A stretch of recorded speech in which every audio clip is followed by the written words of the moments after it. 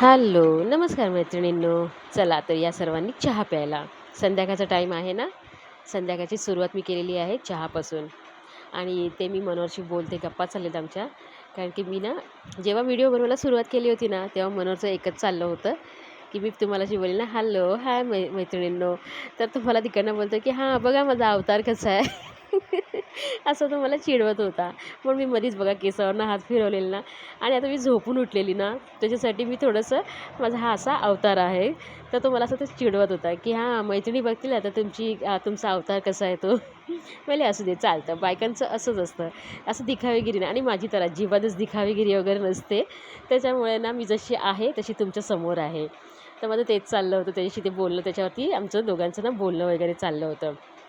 तर चला असो, त्या गोष्टी तर होतच राहणार. तर ना आता इथे मी ना तुम्हाला आठवलं असेल, की बाबा चहाबरोबर बटर बोललं, की किती जुनी गोष्ट आहे ना ही, की चहा आणि बटर. आम्ही ना लहानपणी ना किंवा अजूनपर्यंत माझं लग्न व्हायच्या अगोदरपर्यंत तर ना आमच्याकडे एक खारी बटरवाला वगैरे यायचं ना, माझी आई ना अशी घेऊन ठेवायची किंवा माझं लग्न झाल्याच्यानंतर पण माझी मुलं लहान होती ना, आयुष मितू लहान होते ना, त्यांच्यासाठी मी कधी समजा गेली ना तिकडे, की त्यांच्यासाठी ती ना त्याच्याकडनं जो खारी बटरवाला वगैरे यायचा ना, तर ते असं खारी बटर वगैरे भरून ठेवायची. म्हणजे प्रत्येक जणांकडे असं हे खारी बटर वगैरे असणारच. तर तेच अजून मी त्यातलं एक बटर चहाबरोबर मस्तपैकी एन्जॉय केलेला आहे. माझा मधला टाईम थोडासा गेलेला आहे झाडू वगैरे मारण्यामध्ये किंवा इतर थोडंसं काम वगैरे करण्यामध्ये.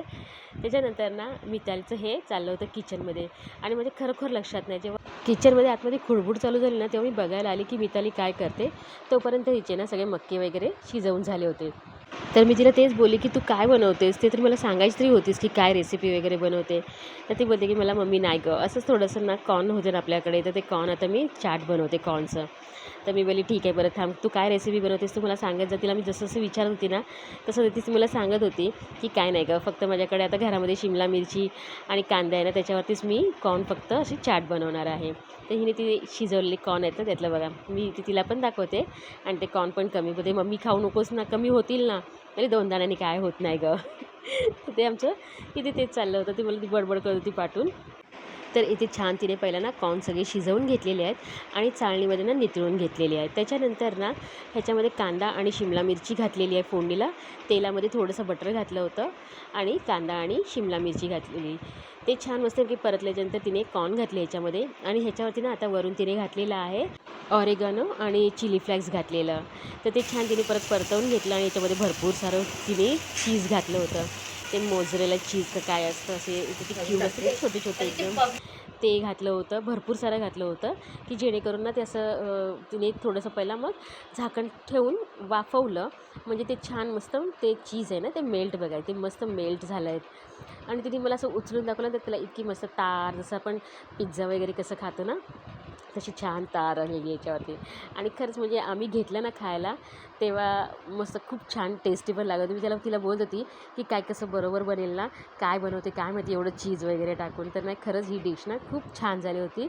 म्हणजे जवळ ना मला वाटलं मनोहर खाणार नाही. पण त्याने पण मस्त डबल घेतलेलं. चल मनोज चल, ह्याला केव्हापासून चल चल बोलते.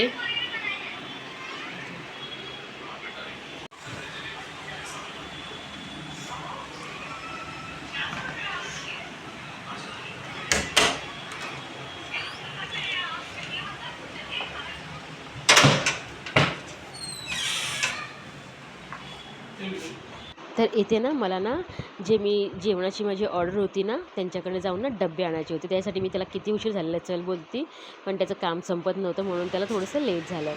तर तिकडं जाऊन आम्ही डबे वगैरे घेऊन आलो आणि त्यात आता माझी तयारी चाललेली आहे रात्रीच्या जेवणाची.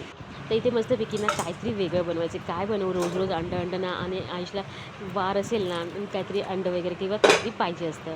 आता नेमकं काय बनवणार? तर मी विचार केला की आपण ना अंडा घोटाळा असतो ना म्हणजे मी पण हे पहिल्यांदा बनवलं. मला माहिती नाही. फक्त मला माहिती होतं की कसं बनवायचं, पण मी कधी घरात बनवलं नव्हतं. त्याच्यासाठी ना मी इथे 4 अंडी बॉईल करायला ठेवलेली आणि ह्याच्यासाठी मी छोटे माझ्याकडे 4-5 कांदे घेतलेत ते. पहिले की जे जुने होते ना कांदे तेच मी वापरायला काढले. ते म्हणजे त्याचे ना मोठे सगळे मी ह्याच्यासाठी म्हणजे वाटण वगैरे काढते ना त्यासाठी वापरून झाले होते.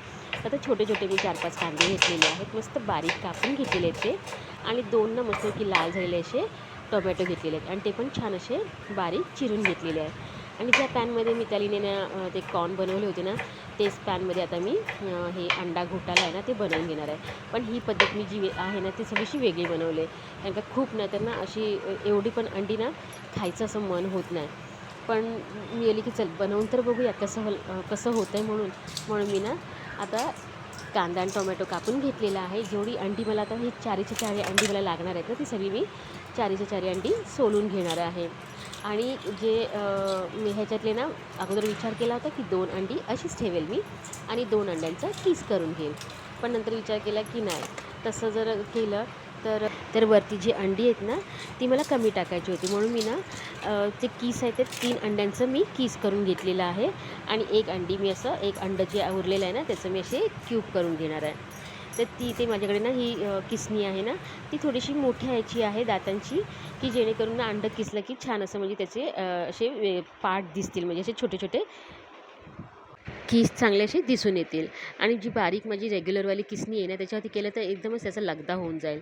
म्हणून मी ह्या किसणीवरतीच केलं आणि मस्तपैकी तुम्हाला ते दाखवते. असं छान उचलून बघितलं ना तर मस्तपैकी असं त्याचं ना एकदम सुटसुटीत कीस झालं होतं. हे बघा एकदम सुटसुटीत कीस झालं होतं. तर बरं झालं मी त्या छोट्या किसणीवरती केलं नाही. तर मस्तपैकी 3 अंड्याचं मी इथे कीस करून घेतलेलं आहे. आणि आता ना इथे एक जो अंडा उरला होता ना त्याचे असे छोटे छोटे मी क्यूब करून घेतलेलं आहे.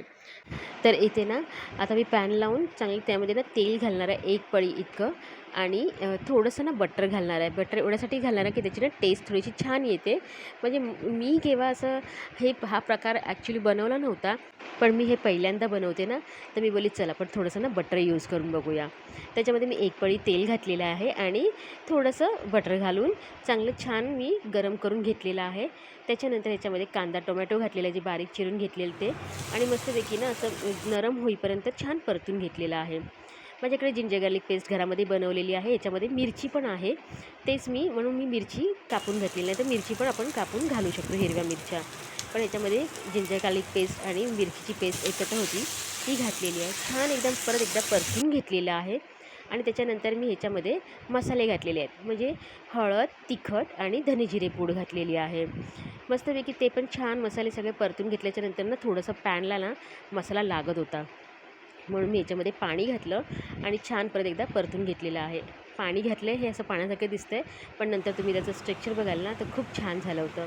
आता मी झाकण मारून ना छान ते कांदा टोमॅटो वगैरे सगळं ना फ्राय करून घेतलेलं आहे. आणि हे पावभाजीचं जो हे असतो ना आपण स्मॅशर असतो ना त्याने मी चांगलं स्मॅश करून घेतलेलं आहे. मस्तपैकी एक 5 मिनटं मी हे सगळं असं करत होती. त्याच्यानंतर ना छान ते मऊ झालं होतं. आणि ह्याच्यामध्ये मी आता जो कीस होता ना तो कीस सगळा मी घातलेला आहे. आणि तुम्हाला दाखवते पुढे कीस इतकं छान दिसत होतं ना, म्हणजे खूप असं घट्ट पण नाही झालं आणि पातळ पण नाही झालेलं आहे.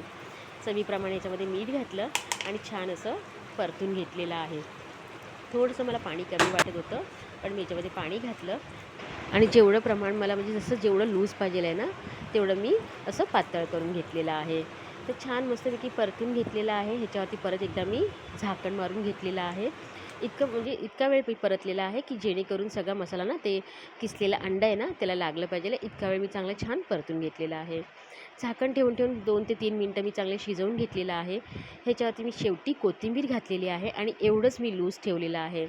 त्याच्यानंतर परत एकदा मी झाकण मारून ना 5 मिनटं ठेवलेलं आणि ह्याच्यामध्ये ते जे मी अंड्याचे क्यूब करून घेतलेलं ना कापून घेतलेलं ना ते ह्याच्यावरती घातलेलं आहे. पण असं न करताना अंडा घोटाला जेव्हा बनवतात ना तेव्हा त्याच्यामध्ये ना अंडा हाफ फ्राय बनवतात आणि ह्याच्यावरती सर्व करताना ह्याच्यावरती टाकून देतात. तर आता शेवटी मी काय केलेलं आहे, फक्त मी ते क्यूब टाकलेलं आहे. परत थोडीशी कोथिंबीर उरलेली ना ती घातली आणि मस्तपैकी हे अंड्याचा जो मी काय प्रकार बनवलेला आहे ना तो पूर्ण झालेला आहे. त्याच्यानंतर ना फक्त मी आता भाकऱ्या बनवणार आहे आणि आज मी जेवणामध्ये एवढंच बनवणार आहे. दुपारचा डाळ आणि भात आहे, पण तो ना थोडासाच आहे, पण मी जास्त बनवणार नाही कारण का जेव्हा भाकरी खाणार ना तेव्हा हे लोकं भात म्हणजे खायलाच मागत नाही. तर इथे मनोहरला वगैरे बोलावून घेतलेली आहे कारण का जवळजवळ माझं सगळं जेवण झालेलं आहे.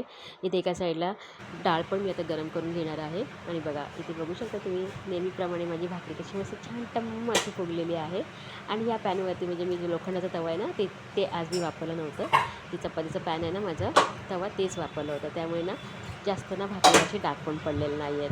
तर इथे मस्तपैकी माझ्या सगळ्या भाकऱ्या वगैरे बनवून घेते मी तर इथे मी मितूला पहिला ना जशी भाकरी छान गरम गरम झालेली आहे ना, मी तिला बोलले की तुला वाढते आणि मला सांग की जे मी पहिला बनवलं आहे ना हे अंडा घोटाला, म्हणजे मी पूर्ण बनवलेलं नाही, ह्याच्यात अजून हाफ फ्राय अंडा येतो, पण ते न घालताना मी बॉईल अंडा घातलेला आहे. ते मी की सांग ह्याची टेस्ट कशी आहे म्हणून.